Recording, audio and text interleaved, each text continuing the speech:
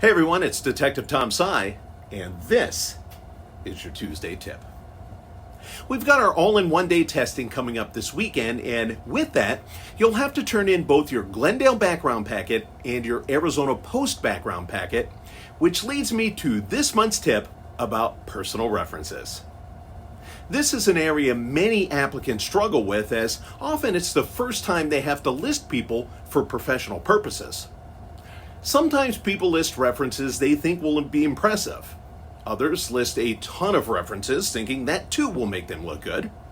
And others still don't put much thought into it at all and list whoever simply comes to mind at the time.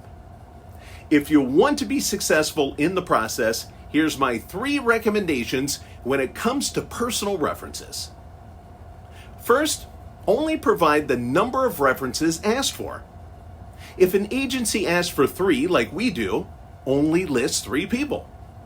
Sometimes applicants want to list 10 or 15 people thinking that will make them look better, but all you're really doing is slowing down your own process. Remember, whoever you list in your reference section, we have to contact and can't move forward with you until every one of them has responded and been verified. That takes some time to do. So do yourself a favor and keep it to only the number asked for. Okay, number 2. Only use people who actually know you. I was guilty of this when I was coming on too.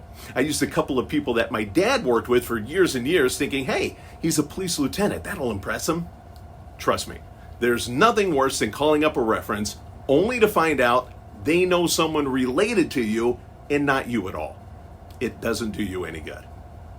Make sure whoever you use can speak about all the cool things that makes you, you. And number 3, make sure the people you list are dependable, responsible, and willing to vouch for you.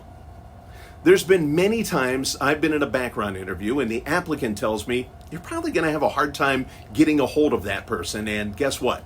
I have a hard time getting a hold of that person.